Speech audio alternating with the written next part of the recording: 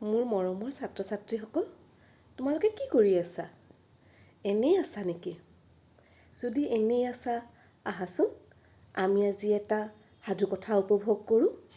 সাধুকথাটিৰ নাম কি জানা? বুধিয়ক কাউৰী।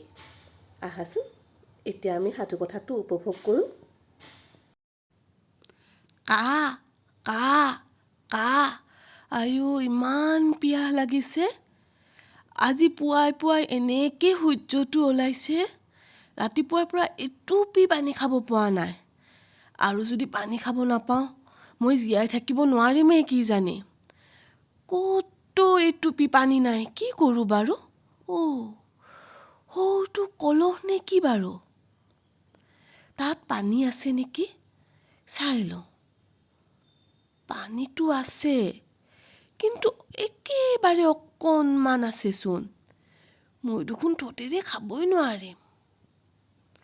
এইটো দেখোন এটা শিলৰ দম।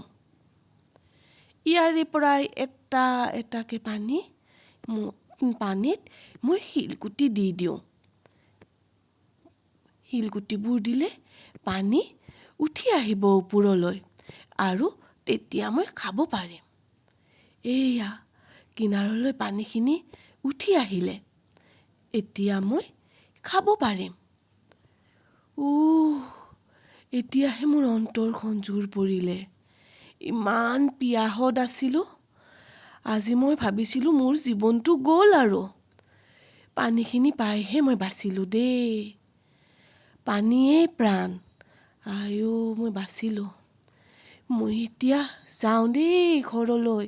কা কা কা কা কা। তেতিয়াহ'লে আমি বাৰু এই সাধুকথাটিৰ পৰা কি বুজি পালোঁ? এই সাধুকথাটিৰ পৰা আমি ইয়াকে বুজি পালোঁ যে বিপদত পৰিলে আমি ধৈৰ্য হেৰুৱাব নালাগে। আমি নিজৰ উপস্থিত বুদ্ধি প্ৰয়োগ কৰি সেই বিপত্তিৰ পৰা কেনেকৈ ওলাই আহিব পাৰোঁ সেই কথা ভাবিব লাগে। তেতিয়া যেনেকুৱাই সমস্যা নহওক কিয়, আমি সেই সমস্যাটো সমাধান কৰিব পাৰিম।